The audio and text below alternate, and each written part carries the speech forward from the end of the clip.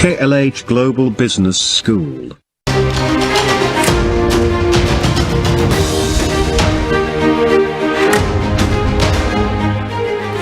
Breaking news చూస్తున్నాం. రెండు తెలుగు రాష్ట్రాల్లో కూడా అఘోరి పైన వరుస కేసులు నమోదవుతున్నాయి. మోకిలా షామీర్పేట్ స్టేషన్లో అఘోరి పైన కేసులు నమోదైనట్టు తెలుస్తోంది. అటు తెలంగాణ మహిళా కమిషన్ కూడా ఫిర్యాదులు అందాయి. అఘోరి వర్షిణి కోసం పోలీసులు ఇప్పటికీ రంగంలో దిగినట్టు తెలుస్తోంది.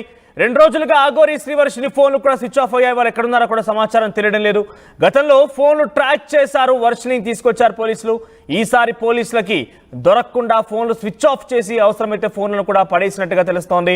శ్రీవర్షితో అఘోరి పెళ్లిపైన తీవ్రంగా వ్యతిరేకత నమోదైంది. మనం చూస్తున్నాం ఆ టీవీ స్క్రీన్ పైన ఆ వివాహానికి సంబంధించినటువంటి ఆ దృశ్యాలని. ఆ రైట్ సైడ్ బాక్స్లో కనిపించేది నా షామీర్పేట దగ్గర కొంతమంది జోగినీలు ట్రాన్స్ కమ్యూనిటీకి సంబంధించిన వ్యక్తులు వచ్చి ఫిర్యాదు అందించారు. అయితే మీరు కనుక గుర్తుంటే అఘోరి ఎప్పుడు ప్రత్యక్షమైంది బహిరంగంగా, ఎప్పుడు బయటకు వచ్చిందంటే గమనిస్తే కనుక మనకు సెప్టెంబర్ అక్టోబర్ ఆ టైంలో 2024లో సికింద్రాబాద్లో ముత్యాలమ్మ ఆలయం పైన మొదటిసారిగా ఆ ఆలయానికి సంబంధించి విగ్రహం ధ్వంసమైన విషయంలో అక్కడికి ఫర్ ద ఫస్ట్ టైం అఘోరిగా వచ్చి ఒంటికాల పైన కాసేపు ధ్యానం చేసింది. ఒకసారి మీకు డాక్యుమెంట్ చూపిస్తే ఎందుకు విషయాలు చెప్తున్నాను ఒకసారి కరెక్ట్గా గమనించండి. సో అప్పుడు వచ్చినటువంటి అఘోరి సడన్గా అందరినీ కూడా అటెన్షన్ డ్రాగ్ చేసింది. తన అఘోరిగా చెప్పుకుంటూ ఎక్కడ పడితే అక్కడ తిరిగింది. గతంలో తనకు సంబంధించినటువంటి ఆనవాళ్ళు అయితే కనిపించలేరు. కానీ ఆ తర్వాత నుంచి వివస్త్రంగా దిగంబరంగా దర్శనం ఇచ్చి అందరినీ కూడా భయభ్రాంత గురి చేసింది. అందరూ తనపై నమ్మకాన్ని పెట్టారు. ఎక్కడి పోయినా కూడా కొంత తను చూసేందుకు, తనతో మాట్లాడేందుకు, తనతో ఫోటోలు దిగేందుకు జనాలు ఎగబడ్డారు. అయితే ఒకసారి మీకు ఆ మెడికల్ డాక్యుమెంట్ చూపించే ప్రయత్నం చేస్తాను. సో దానికంటే ముందు నేను ఇక్కడ ఈ తర్వాత సెప్టెంబర్ అక్టోబర్లో ముత్యాలమ్మ ఆలయంలో విగ్రహాన్ని ధ్వంసం సంబంధించిన అంశం తర్వాత ఇక వరుసగా తను హై టెన్షన్ క్రియేట్ చేయడం, అంటే ఏపీకి వెళ్ళడం, ఏపీలో పలు ఆలయాలను దర్శించుకోవడం, తెలంగాణలో ఆలయాలు దర్శించుకోవడం, ఆ తర్వాత సనాతన ధర్మము, తర్వాత అమ్మాయిలను రక్షిస్తానని చెప్పి ఇలా వరుసగా చెప్పడం చూసాం. సో ఒక్కొక్కటి తన గురించి అనేక మంది విషయాలు వెల్లడించడం కానివ్వండి, ఒక్కొక్కటి అపోహలన్నీ కూడా బయటికి వేయడం మనం చూసాం. సో ముందుగా అసలు అఘోరి అందరూ నమ్మారు. అఘోరి అంటే ఇలానే ఉంటుంది అనుకున్నారు. అఘోరిని చూసి భయపడ్డారు, భక్తితో ఉన్నారు.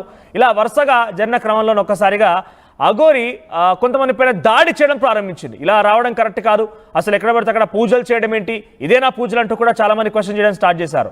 సో పూజలు ఎక్కడ పడితే అక్కడ చేస్తుందని చెప్పిన నేపథ్యంలో కొంతమంది ఇళ్ళలోకి వెళ్ళేది, డైరెక్ట్గా తన భక్తులు పిలిచారని చెప్పి వెళ్ళేది.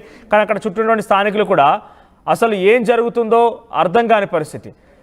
చాలామంది కూడా భయభ్రాంతులకు గురయ్యారు. అసలు చాలామంది తను రావడం కూడా అసహించుకున్నారు, దూరం పెట్టారు కూడా.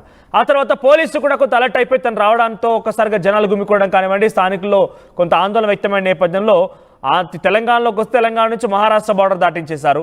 అటు ఆంధ్రప్రదేశ్ వెళ్తే ఆంధ్రప్రదేశ్ నుంచి పోలీసులు అక్కడ నుంచి తెలంగాణ బార్డర్కి దాటించడం, అంటే తను ఉంటే అక్కడ కొంత హైటెన్షన్ క్రియేట్ అవ్వడం చూసి తనని పంపించే ప్రయత్నం మాత్రం చేశారు. కానీ ఎక్కడ అరెస్ట్ కాలేదు, ఎక్కడ అరెస్ట్ చేయలేదు కూడా. సో తన కారు సంబంధించి చూసినా కూడా తన కార్కి నెంబర్ ప్లేట్ ఉండదు, మొత్తం ఫుల్లీ కంప్లీట్గా స్టిక్కరింగ్ వేసి ఉంటుంది. ఎక్కడ చూసినా కూడా ఒక స్పెషల్ అటెన్షన్ డ్రాగ్ చేస్తున్నటువంటి ఆ కారును చూసిన అందరూ కూడా వెంబడించేవారు కొన్ని సందర్భాల్లో. సో కుమరవెల్లి మల్లికార్జున స్వామి ఆలయానికి వెళ్ళిపోయి అక్కడ తను ఒక వ్యక్తి పైన దాడి చేసింది తనకున్నటువంటి ఆయుధంతో. మరొక దగ్గర శ్రీశైలం దగ్గర ఆలయం లోపలికి తనని అనుమతించలేదని చెప్పి, వివస్త్రంగా ఉన్నాను, దిగంబరంగా ఉన్నాను, అనుమతించలేదని చెప్పి ఒంటిపైన పెట్రోల్ పోసుకొని ఆత్మార్పణం అంటూ హల్చల్ చేసింది. వేములవాడ దర్గా దగ్గరికి వెళ్ళి హల్చల్ చేసింది. ఇలా వరుసగా హల్చల్ చేస్తూ హైటెన్షన్ క్రియేట్ చేసింది. ఇక్కడ మనం కనబడుతుంది కదా, ఇక్కడ కనబడేటువంటి ఈ ఫోటోలో కనిపించే వ్యక్తులే అఘోరి. పక్కన ఉన్నది రాధిక అనే మహిళ. ఇప్పుడు ఎవరైతే తన మొదటి భార్య అని చెప్పబడుతున్నటువంటి ఆ రాధిక అనే మహిళని జనవరి 1, 2025న వివాహం ఆడిందట. అంటే పరస్పర అంగీకారంతోనే ఇక్కడ అమ్మాయి చెప్తున్న మాట, మహిళ చెప్తున్న మాట కానివ్వండి, అట్ ది సేమ్ టైం అఘోరిని అసలు పెళ్లి చేసుకోలేదు అంటున్నారు. కానీ మహిళ చెప్తున్న మాట ఏంటంటే నన్ను చేరదీస్తానన్నాడు, నాతో పాటుగా ఉంటానన్నాడు, నేను ఆశ్రమం కట్టాలనుకున్నాను, ఆశ్రమానికి సహాయం చేస్తానన్నారు. ఇలా వరుసగా తన మాటలు విన్నా నేను. అప్పటికే తనకు పాస్ కూడా ఉందట సదర్ మహిళకి. సో ఈయన మాటలు చూసి నమ్మిపోయి నిజంగానే తనతో పాటు ఉంటాడేమో, తనకు తోడు